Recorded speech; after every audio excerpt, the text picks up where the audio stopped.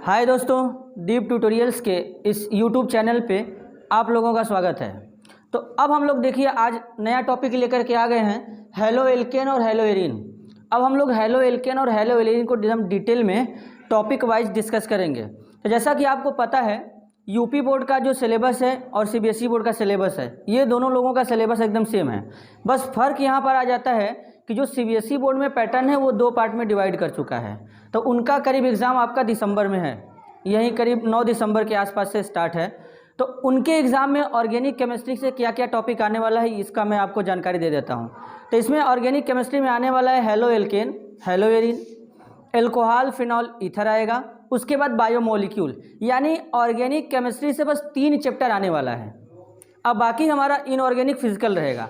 तो पहले हम लोग स्टार्ट करते हैं हेलो एल्केन और हेलो एरीन। चलिए अब हम लोग अपने टॉपिक को डिस्कस करते हैं। देखिए चैप्टर का नाम है हेलो एल्केन और हेलो एरीन।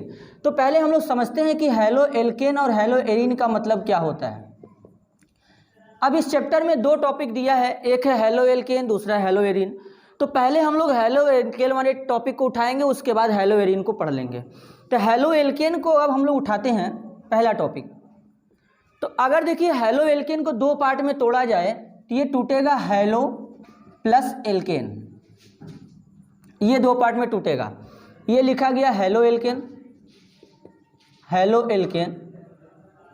और हेलो एल्केन को 2 पार्ट में तोड़ेंगे तो पहला टूटेगा हेलो और दूसरा टूटेगा एल्केन।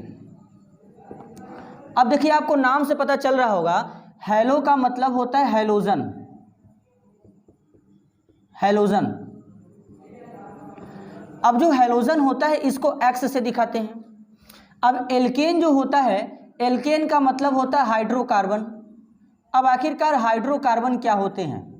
हाइड्रोकार्बन का मतलब होता है कि ऐसे यौगिक या कंपाउंड जो केवल और केवल कार्बन और हाइड्रोजन से मिलकर बने होते हैं, उसे हेलो एल्केन कहते हैं। तो यानी अब हाइड्रोकार्बन और हेलोजन को मिलाएंगे तो हमारा बनेगा हेलो एल्केन। खास बात, एक्स के जगह हम लोग क्या लिख सकते हैं? Fluorine, chlorine, bromine, iodine, statin. अब ज़रा देखिए, स्टैटिन हमारा रेडियो एक्टिव एलिमेंट होता है, इसलिए इसका ज़्यादा प्रोडक्ट हम लोग नहीं बनाएंगे, इसको छोड़ देते हैं। फ्लोरीन का इलेक्ट्रोनेगेटिविटी ज़्यादा होता है और साइज छोटा होता है, तो इसके थ्रू इसका जो प्रोडक्ट बनता है वहाँ पे ज़्यादा एनर्जी रिक्वायर्ड करता है, एनर्जी ज़्यादा चाहिए होगा, तो इसलिए इसका भी यूज़ नहीं करेंगे। तो ज़्यादातर हेलो एल्केन में क्लोरीन और ब्रोमीन के प्रोडक्ट मिलेंगे, आयोडीन के भी नहीं मिलेंगे, क्योंकि आयोडीन का साइज इतना बड़ा होता है कि इसका जो प्रोडक्ट बनेगा वो अनस्टेबल होता है, तो उसके बाद वो वापस से टूट करके रिएक्टेंट में कन्वर्ट हो जाता है। तो इसका रिएक्शन जो होता है रिवर्सिएबल यानी उत्क्रमणीय होता है, तो इसको भी हम लोग छोड़ देंगे। यानी हेलो एल्केन में आपको क्लोरीन और ब्रोमीन के कंपाउंड सबसे ज़्यादा देखने के लिए मिलेंगे। अब इसके बाद ये आपको पता चल गया। अब देखिए, अब हेलो एल्केन कहेंगे किसे, पहले ये समझते हैं कि हेलो एल्केन का डेफिनेशन किसे कहेंगे। देखिए, हाइड्रोकार्बन लिखा गया है और यहाँ पे हेलोजन लिखा गया है, यानी हम बोल सकते हैं हाइड्रोकार्बन के हेलोजन व्युत्पन्न को हेलो एल्केन कहते हैं। मतलब हाइड्रोकार्बन में से आपको क्या करना है, अगर मान लीजिए कोई हाइड्रोकार्बन लिखा जाए RH, ये कोई हाइड्रोकार्बन है जिसको हम लोग क्या बोलेंगे? एल्केन बोलेंगे। अब इस एल्केन में से एक हाइड्रोजन को बाहर निकालेंगे। यहाँ पर देखिए ये हाइड्रोजन है, इस हाइड्रोजन को बाहर निकालेंगे। जब इस हाइड्रोजन को बाहर निकालेंगे तो यहाँ पर एक हेलोजन को ऐड करेंगे, तो यानी जब H बाहर तो क्या बनेगा?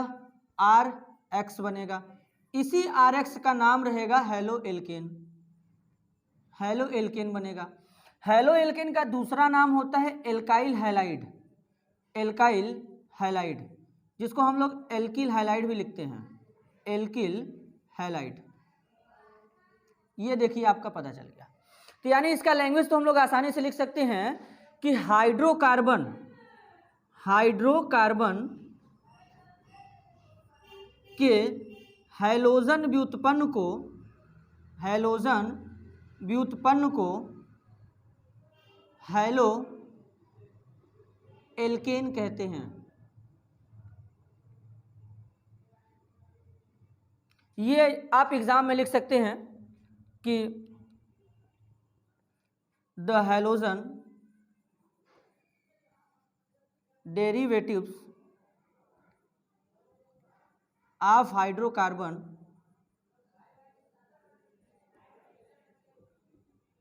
Is also known as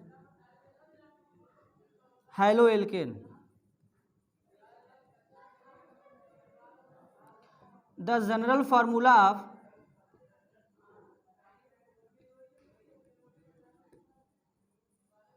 haloalkane is CnH2n+1X, या इसी को हम लोग शॉर्ट में RX लिखते हैं। आपको अभी एक ऑर्गेनिक कंपाउंड का अभी बताया गया था, फार्मूला वाला चार्ट अभी पिछले लेक्चर में बताया गया था, आप उसको देख सकते हैं, वो आपका यूट्यूब पे अपलोड हो चुका है। तो उस फार्मूले में आपको बताया गया कि हैलोएल्केन का फार्मूला हम लोग RX लिखते हैं, यानी हैलोएल्केन का फार्मूला क्या लिखते हैं, RX हम लोग लिखते हैं। उस वीडियो में बताया गया था, उस वीडियो को आप जरूर देखिएगा, क्योंकि वो वाला वीडियो एकदम बेसिक से है और उसमें आपको फार्मूला ढेर सारा बताया गया है, तो आप आसानी से कोई भी फार्मूला वहां से देख सकते हैं और याद कर सकते हैं। यहाँ पर लिखा गया कि हाइड्रोजन के जो हैलोजन व्युत्पन्न होते हैं उसी को हैलोएल्केन बोलेंगे, या दूसरा नाम होता है एल्किल हैलाइड बोलेंगे। बोलने का मतलब क्या है, क्योंकि इसको हम लोग बोलते हैं एल्किल और एक्स को बोलते हैं हैलाइड। तो अब एल्किल और हैलाइड को मिलाएंगे तो हमारा बनेगा एल्किल हैलाइड बन जाएगा। या फिर इसका दूसरा फार्मूला हम लोग लिख सकते हैं CnH2n+1X। अगर आप यहाँ पे n का मान 1 रख दें, इस फार्मूले में n का मान 1 रखेंगे तो यानी C1 बनेगा, H2 बनेगा, इंटू 1 बनेगा, +1 बनेगा और X बनेगा। अब अगर आप ऐड करें, कार्बन एक बार है, एक बार लिखिए, हाइड्रोजन का इसमें मल्टीप्लाई करेंगे तो एक ही आएगा। अब +1 यहाँ पे लिखा गया है तो +1 ऐड करेंगे तो CH3X बनेगा। यानी अगर आप n का मान 1 रखेंगे तो बनेगा CH3X, और CH3X को हम लोग बोला करते हैं मेथिल हैलाइड। अगर आप n का मान 2 रखेंगे तो बनेगा C2H5X बनेगा, जिसका नाम रहेगा एथिल हैलाइड। अगर आप n का मान 3 रखेंगे तो बनेगा C3H7X बनेगा, जिसका नाम रहेगा प्रोपिल हैलाइड। तो इसी तरह आगे चलते चलेंगे हम लोग, तो methyl halide, ethyl halide, propyl halide, butyl halide, pentyl halide, hexide halide, heptyl halide, ऐसे तमाम प्रकार के हमारे हैलोएल्केन मिलते चले जाएंगे। तो ये आपका इंट्रोडक्शन पार्ट था हैलोएल्केन का। ये आपको समझ में आ गया होगा कि हैलोएल्केन किसे कहते हैं, हैलोएल्केन का जनरल फार्मूला क्या होता है, हैलोएल्केन का दूसरा नाम होता है alkyl halide, general formula RX होता है, या उसी को CnH2n+1 कहते हैं, जहाँ पे n हमारा कोई नंबर होता है और नंबर हमारा स्टार्ट होता है 1 से। आप 1, 2, 3, 4, 5 कुछ भी रख सकते हैं। तो ये आपका इंट्रोडक्शन पार्ट था, यानी केवल परिचय था कि हैलोएल्केन कहते किसे हैं, क्योंकि जब तक आपका थ्योरी पे कमांड नहीं रहेगा आप ऑर्गेनिक केमिस्ट्री का कोई भी रिएक्शन नहीं कर सकते हैं। और ऑर्गेनिक केमिस्ट्री का कोई भी रिएक्शन करने के लिए सबसे ज़्यादा आपको प्रैक्टिस चाहिए होगा, प्रैक्टिस रहेगा तभी आप कर सकते हैं, क्योंकि वहाँ पे ऐसे भी बहुत सारे ऑर्गेनिक केमिस्ट्री के क्वेश्चन पूछे जाते हैं। कन्वर्जन आता है, कन्वर्जन का मतलब होता है कि अगर आपको एल्डिहाइड दे देगा तो एल्डिहाइड से आप एल्कोहल बनाइए, कार्बोक्सिलिक एसिड बनाइए, कैसे बना सकते हैं आप, जब आपको जानकारी रहेगा तभी बता सकते हैं। तो सबसे पहले आपका थ्योरी पे कमांड होना चाहिए, थ्योरी एक एक पार्ट एकदम क्लियर होना चाहिए। अगर थ्योरी में अगर एक एक टॉपिक क्लियर रहेगा तो हम लोग आसानी से किसी भी रिएक्शन को कंप्लीट कर सकते हैं। तो उसके बाद आपको चाहिए क्या, केवल रिएक्टेंट यानी अभिकारक चाहिए और रिएजेंट चाहिए, उसके बाद प्रोडक्ट आपका बन जाएगा। और कुछ रिएजेंट यानी अभिकर्मक के बारे में भी जानकारी होना ज़रूरी है, तो मैं आपको बताऊंगा, जब रिएक्शन बताऊंगा तो वहाँ पे कौन से रिएजेंट का क्या काम होता है ये भी जानना जरूरी है। और थोड़ा बहुत आपको जानकारी होना चाहिए इलेक्ट्रोफाइल और न्यूक्लियोफाइल का, उसके बाद किसी भी रिएक्शन को हम लोग आसानी से कर सकते हैं, चाहे वो ऑर्गेनिक का कोई भी रिएक्शन हो। अब हम लोग देखिए बेसिक में हम लोग इंट्रोडक्शन पढ़ चुके हैं, अब हम लोग आते हैं कि जो हैलोएल्केन होता है, हैलोएल्केन में कार्बन और हैलोजन के बीच का बॉन्ड चेक करते हैं कि ये बॉन्ड हमारा पोलर होता है कि नहीं होता है। तो पहले हम लोग देखते हैं यहाँ पे कि इसमें कार्बन और हाइड्रोजन बॉन्ड हमारा पोलर होता है कि नहीं होता है, चेक करते हैं। यानी एक टॉपिक आपका कंप्लीट हो गया, इंट्रोडक्शन पार्ट। अब हम लोग आते हैं दूसरे टॉपिक पे, CX bond nature. CX bond nature का मतलब होता है CX बंध की प्रकृति देखेंगे और उसके बाद हाइब्रिडाइजेशन देखेंगे। हाइब्रिडाइजेशन का मतलब होता है संकरण, संकरण कैसे चेक करेंगे। कोई भी ऑर्गेनिक कंपाउंड पढ़ेंगे तो ऑर्गेनिक कंपाउंड में आपको संकरण के बारे में जानकारी होना जरूरी है, क्योंकि यहाँ पे जितने भी ऑर्गेनिक कंपाउंड पढ़ेंगे सब में मैक्सिमम संकरण पाया ही जाता है। तो आइए देखते हैं CX बॉन्ड नेचर। तो पहले यहाँ पे देखिए कार्बन है, कार्बन के साथ हमारा हैलोजन जुड़ा है। अब आपको अच्छे से पता होगा कि इसको हम लोग क्या कहते हैं, इसको हम लोग कहते हैं हैलोजन ग्रुप, हैलोजन ग्रुप कहते हैं। अब इसको क्या कहते हैं, कार्बन कहते हैं। अब आप यहाँ पे 3 बॉन्ड आपको दिख रहा है, 1 2 3, और चौथा बॉन्ड तो हैलोजन के साथ बना है। अब यहाँ पे 3 बॉन्ड जो दिख रहा है, आप इस 3 बॉन्ड के जगह हाइड्रोजन जोड़ सकते हैं या हाइड्रोजन के अलावा कोई भी ऑर्गेनिक ग्रुप जोड़ सकते हैं। तो अब ये कार्बन और ये हैलोजन, इन दोनों के बीच का नेचर हम लोग चेक करेंगे कि कैसा होता है। आपको पता होगा कि सबसे इलेक्ट्रोनेगेटिव एलिमेंट अगर पूरे पीरियोडिक टेबल में अगर होता है तो उस एलिमेंट का नाम है फ्लोरीन। अब उसके बाद हमारा आता है ऑक्सीजन, फिर देन आता है नाइट्रोजन। तो यानी हैलोजन में सबसे पहले तो हमारा इलेक्ट्रोनेगेटिविटी इनका ज़्यादा होगा। तो अब यहाँ पे एक बॉन्ड में कितने इलेक्ट्रॉन हैं, एक बॉन्ड में यहाँ पे 2 इलेक्ट्रॉन शेयर्ड है। तो अब हैलोजन का इलेक्ट्रोनेगेटिविटी ज़्यादा है तो हैलोजन हल्का सा ये इलेक्ट्रॉन अपने ऊपर शिफ्ट करेगा। जब हैलोजन अपने ऊपर ये इलेक्ट्रॉन शिफ्ट करेगा तो इसके ऊपर पार्शियल नेगेटिव और कार्बन के ऊपर पार्शियल पॉजिटिव चार्ज आ जाएगा। यानी जब किसी भी कंपाउंड में उसके मॉलिक्यूल के ऊपर प्लस और माइनस चार्ज एक साथ विकसित हो जाए तो उस मॉलिक्यूल को हम लोग कहते हैं पोलर मॉलिक्यूल। यानी यहाँ पे कार्बन और हैलोजन बॉन्ड जो होता है पोलर होता है। अब पोलर होता है तो जाहिर सी बात है कि इसका रिएक्टिविटी ज़्यादा होगा। एल्केन से तो इसका रिएक्टिविटी ज़्यादा होगा, क्योंकि जो एल्केन होते हैं ये एल्केन से बनाया गया है। और एल्केन में अगर हम लोग बॉन्ड चेक करेंगे तो कार्बन कार्बन बॉन्ड या carbon hydrogen bond non polar होता है। इसीलिए एल्केन का दूसरा नाम होता है पैराफिन, और पैराफिन का मतलब होता है जिसका रिएक्टिविटी बिल्कुल कम होता है, उनको हम लोग इनर्ट भी मान के चलते हैं। तो यानी हैलो एल्केन एल्केन से ज़्यादा रिएक्टिव होते हैं, ये आपको बात याद रखना पड़ेगा। ये आपका हो गया कि ये जो कार्बन हैलोजन बॉन्ड होते हैं कैसा होते हैं, इसमें पोलर नेचर के होते हैं। पोलर का मतलब होता है ध्रुवी। अब ये पहला पॉइंट था। अब हम लोग बात करेंगे कि हैलो एल्केन में कार्बन के ऊपर संकरण क्या होता है, हाइब्रिडाइजेशन। तो देखिए पहली बात, ऑर्गेनिक केमिस्ट्री में केवल 3 टाइप्स के हाइब्रिडाइजेशन पॉसिबल होते हैं। 3 से ज़्यादा कभी भी नहीं हो सकते। पहला होता है sp, दूसरा होता है sp2, तीसरा होता है sp3। अगर कोई पूछा कि ऑर्गेनिक केमिस्ट्री में 3 से ज़्यादा हाइब्रिडाइजेशन पॉसिबल क्यों नहीं है, तो इसके पीछे का रीज़न है कि कार्बन का वैलेंसी केवल 4 होता है।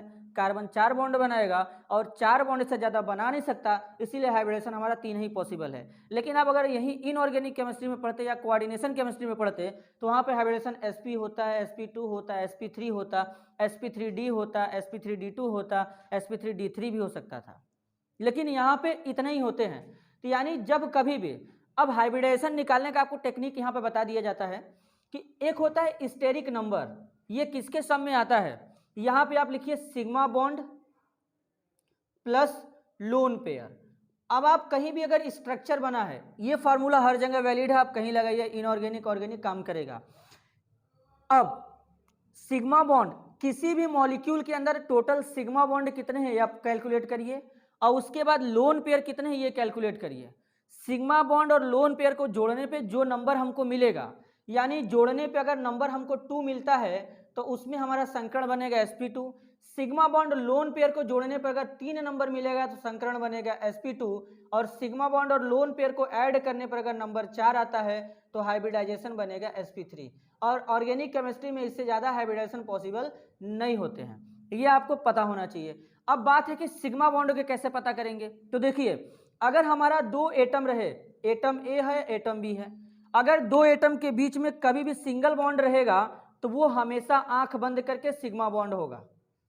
और अगर 2 एटम के बीच में कभी भी डबल बॉन्ड रहे तो आंख बंद करके एक सिग्मा एक पाई, यानी एक सिग्मा हो जाएगा और एक पाई हो जाएगा। अगर 2 एटम के बीच में ट्रिपल बॉन्ड रहेगा तो एक सिग्मा 2 पाई रहेगा। आप कोई भी सिग्मा कोई भी पाई मान लीजिए। तो अब चलिए हैलो एल्केन में हाइब्रिडाइजेशन कैलकुलेट करते हैं। जरा देखिएगा यहाँ पे क्या लिखा गया है, कार्बन है और हैलोजन है। तो यहाँ पे कार्बन का हमको संकरण पता करना है, तो ये सिंगल बॉन्ड है एक सिग्मा, ये सिंगल बॉन्ड है एक सिग्मा, ये सिंगल बॉन्ड है एक सिग्मा, और ये भी सिंगल बॉन्ड है एक सिग्मा। यानी कार्बन के चारों तरफ कितने सिग्मा बॉन्ड हैं, 4 सिग्मा बॉन्ड है, 4 सिग्मा। देखिए सिग्मा बॉन्ड का नंबर 4 बना। अब क्या लोन पेयर है? लोन पेयर नहीं है। अब लोन पेयर किसे कहते हैं? लोन पेयर को हम लोग हिंदी में कहते हैं अनाबंधी इलेक्ट्रॉन युग्म। यानी किसी भी तत्व के बाहरी कक्षा के वे इलेक्ट्रॉन जो बंद बनाने में भाग नहीं लेते उसे लोन पेयर कहते हैं। अब ऐसे भी कार्बन के पास तो 4 ही इलेक्ट्रॉन होता है, चारों बॉन्ड बना लेता है, तो यहाँ पे लोन पेयर 0 होगा, तो लोन पेयर 0 हो गया। तो जब लोन पेयर 0 हो गया तो स्टेरिक नंबर कितना बना? यहाँ पे स्टेरिक नंबर बनेगा 4, और 4 के रिस्पेक्ट में जो हाइब्रिडाइजेशन बनेगा वो sp3 होगा। आप यहाँ से देख सकते हैं। तो यानी हेलो एल्केन में कार्बन पर संकरण क्या होगा? sp3। तो मतलब दुनिया में कोई भी हमारा हेलो एल्केन रहे, लेकिन बस वो हेलो एल्केन ही होना चाहिए। और उसके बाद अगर उसमें कार्बन पे आपसे अगर कोई भी हाइब्रिडेशन पूछेगा, अगर आपको नहीं भी निकालने आता तो आप सीधे सीधे बोल सकते हैं sp3, कहानी खत्म। इतना हम लोग आसानी से कर सकते हैं। तो ये आपका पता चल गया कि हेलो एल्केन का इंट्रोडक्शन क्या होता है, हेलो एल्केन में कार्बन और हेलोजन बॉन्ड का नेचर क्या होता है, इतना जानकारी आपको पता चल गया। अब हम लोग क्या करेंगे, अगले लेक्चर में पढ़ेंगे हेलो एल्केन का क्लासिफिकेशन, कितने टाइप्स के होते हैं, कौन कौन होते हैं, उसके बारे में सीखेंगे। अगर आपको ये वीडियो पसंद आया तो हमारे वीडियो को लाइक करिए, ज़्यादा से ज़्यादा लोगों को शेयर करिए और चैनल को सब्सक्राइब करिए। तब तक के लिए धन्यवाद।